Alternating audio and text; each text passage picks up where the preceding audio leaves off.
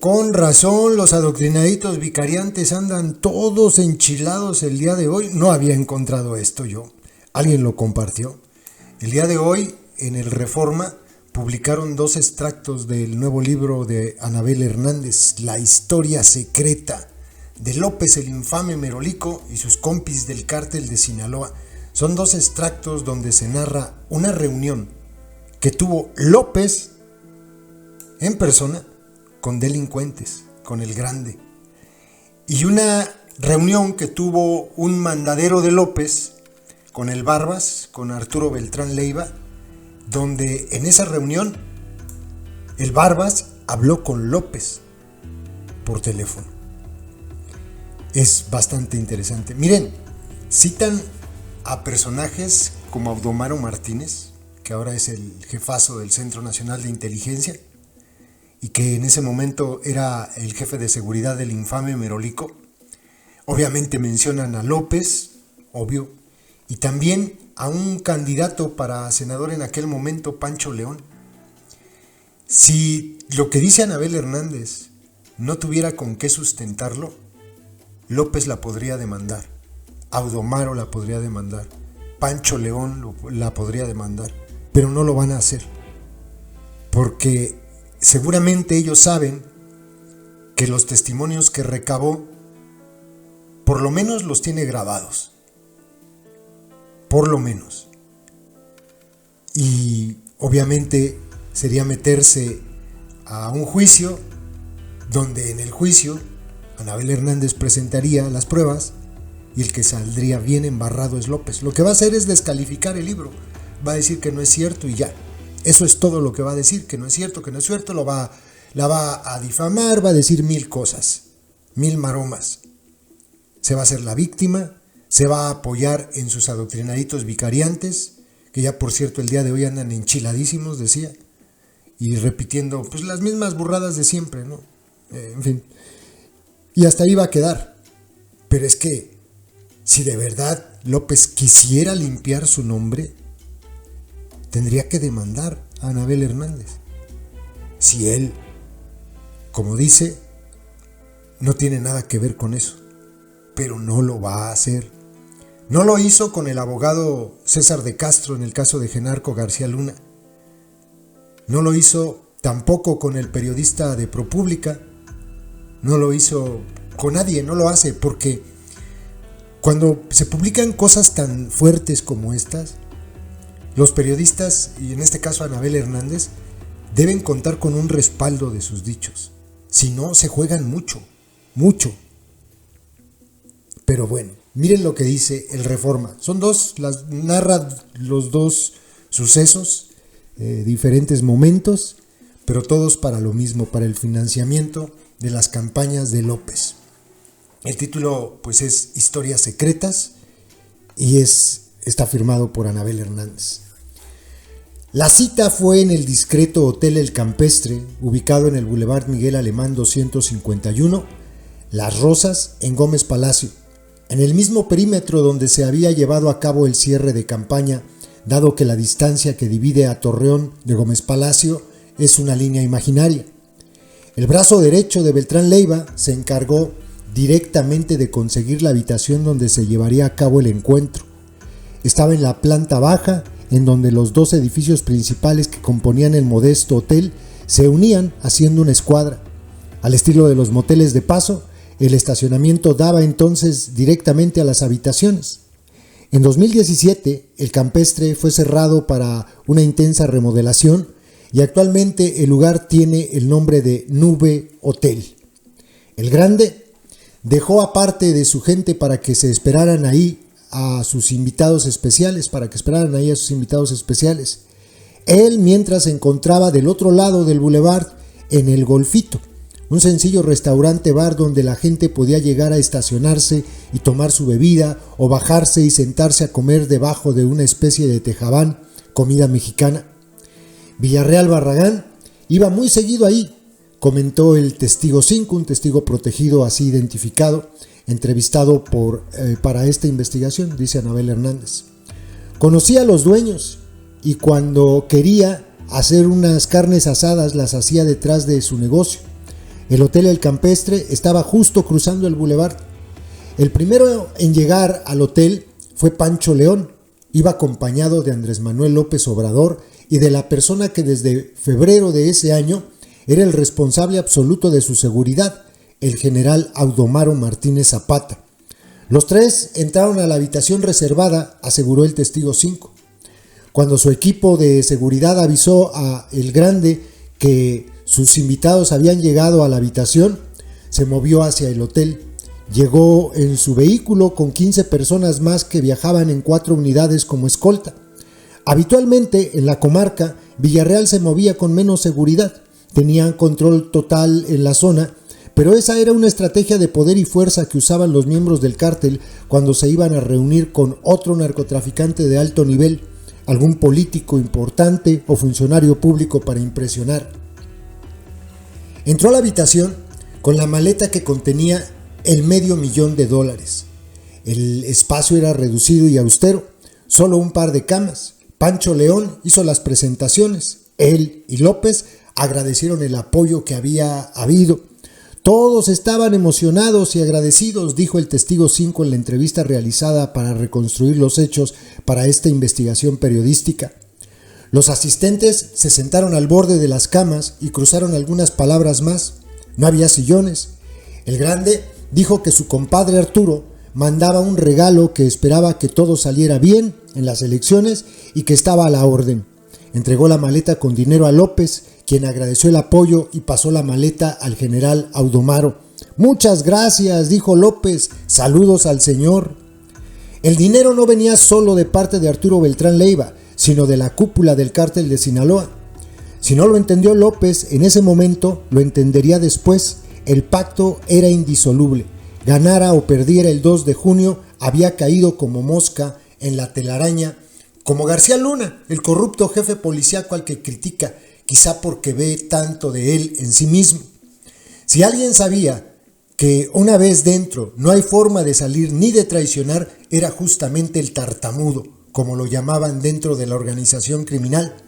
Muchos de sus subalternos que desde el gobierno de Fox recibieron sobornos como él, fueron asesinados después de que quisieron voltearse.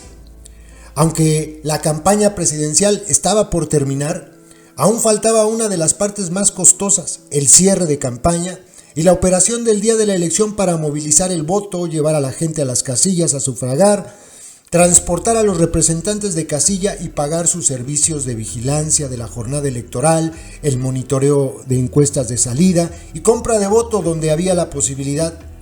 Surgió el inconveniente de cómo iban a transportar el $500,000 en efectivo. López no quería llevarlo consigo para no correr el riesgo de que hubiera alguna revisión en algún control gubernamental y se le vinculara el dinero con él. Ya en 2004, milagrosamente, había sobrevivido como jefe de gobierno de la Ciudad de México al videoescándalo protagonizado por su exsecretario particular René Bejarano, donde recibía miles de dólares en efectivo del empresario Carlos Ahumada, que le ganó el mote del señor de las ligas y quien argumentó era un donativo para las campañas del PRD. Le pidieron al Grande que les llevara el dinero a la Ciudad de México, a lo que el capo se negó. Ellos eran subordinados a él, no al revés, pero encontró una rápida solución y les ofreció regalarles una camioneta para que alguien de su equipo transportara el dinero aparte. Le pidieron una Suburban. Ese es el primer caso. El segundo, la reunión de uno de sus subalternos con Arturo Beltrán Leiva. Dice, salieron hasta donde estaban los vehículos con los escoltas. Todos abordaron, incluyendo el emisario de López Obrador, y viajaron rumbo a Punta Mita, sin incidentes. Quien estaba encargado de plaza por parte del cártel de Sinaloa en Nuevo Vallarta era un sujeto apodado El Pepino, que se hizo cargo de la logística para que el traslado se llevara a cabo sin contratiempos. Llegaron a una elegante residencia de una tonalidad amarilla en una zona exclusiva con vista al mar, describió el testigo 3, informante anónimo así identificado por la autora. La mansión estaba custodiada por un fuerte dispositivo de seguridad. Contaba con un sistema de irrigación para mantener el jardín verde, pero el agua que se utilizaba era tratada, por lo que llegaba a oler a drenaje. El anfitrión era el excéntrico y temido narcotraficante Arturo Beltrán Leiva. Lucía pulcro, acicalado con la mezcla de perfumes de la casa Clive Christian que él mismo hacía para tener un olor único, con su inseparable anillo de diamantes gigante montado en platino y la gruesa cadena de oro colgada al cuello con un enorme dije de San Judas Tadeo cubierto de esmeraldas, diamantes y rubíes. Ese día vestía también de modo informal con playera y shorts, pero de marcas de superlujo. Estaba de vacaciones en la Riviera Nayarit. Se hicieron las presentaciones y pronto el ambiente se hizo relajado y cordial. La reunión entre Arturo Beltrán Leiva, el Grande, la Barbie, el Chaparro, Pancho León, Emilio Dip y el emisario de López Obrador duró más de 2 horas. Contrario a lo habitual, no había sido el cártel de Sinaloa el que había buscado comprar al aspirante presidencial, sino que fue este quien se puso a la venta. El empresario minero había sido el intermediario. El ex jefe de gobierno de la Ciudad de México, de entonces 52 años, originario de Tabasco, tras salir airoso de un proceso de desafuero en su contra, había renunciado en julio de 2005 a su encargo para participar en el proceso interno del PRD en el que se elegiría al candidato a la presidencia para las elecciones del 2 de julio de 2006. Inició una costosa gira por todo el país. Estaba cantado que López sería el ungido, pero esto se formalizó el 4 de diciembre de 2005. Para la larga precampaña y campaña se requerían de millones y millones de pesos, más porque era el candidato opositor que se enfrentaba a la maquinaria del precandidato oficialista Felipe Calderón Hinojosa del PAN, el delincuente Calderón. Lo que el enviado del aspirante presidencial pidió al cártel de Sinaloa por conducto de Arturo Beltrán Leiva fue que apoyaran con dinero la campaña presidencial de López. Elocuente afirmó que, a cambio, si él ganaba, no solo iba a dejarlos tener influencia en la designación del que sería el titular de la Procuraduría General de la República en aquel entonces, sino que además prometió acotar en México la actuación de la Agencia Antidrogas de Estados Unidos, la DEA. Se va a la chingada, dijo el emisario. Iba a dejar al cártel de Sinaloa operar a sus anchas, a cambio pedía que no hubiera violencia. Esto suena tan de estos tiempos, ¿no? Con razón. El Barbas no era ningún primerizo de esos acuerdos. Durante años había tejido una amplia red de corrupción para el cártel de Sinaloa. Tenía en su bolsillo a los funcionarios y gobernantes de mayor nivel. Su influencia llegaba hasta Los Pinos, gracias a los negocios que el empresario Shenli Yegon tenía con los hijos de Marta Sagún, quienes se encargaban de conseguir permisos legales de importaciones para traer de manera subrepticia efedrina de Asia, materia prima para las metanfetaminas que estaban inundando el mercado de consumidores en Estados Unidos. Su ayuda a la campaña presidencial de López era como la de un jugador que en un casino tenía la posibilidad de truquear las reglas de la ruleta y apostaba simultáneamente al rojo y al negro. En cualquier caso, ganaba. Esto sigue ocurriendo. El cártel de Sinaloa, en los estados donde domina, le paga a todos les da dinero. Así gane quien gane, pues de todas maneras ellos ya están bien apalancados. En fin, no era ningún ingenuo con García Luna. Los altos mandos militares y los políticos de alto nivel les gustaba concretar directamente sus acuerdos. Así confirmaba que su gente estaba pagando efectivamente los sobornos y que del otro lado había un compromiso inquebrantable con él. Romperlo se pagaba con la vida. Arturo Beltrán Leiva pidió que lo comunicaran con López. Así salía de la duda si aquello no era una tomada de pelo y quien decía venir a su nombre era un impostor. La gente que iba con Pancho León lo puso al teléfono. La llamada surgió cuando estábamos en la casa. Se llegó al acuerdo. Ahí fue cuando hubo esa llamada, reveló el testigo 3.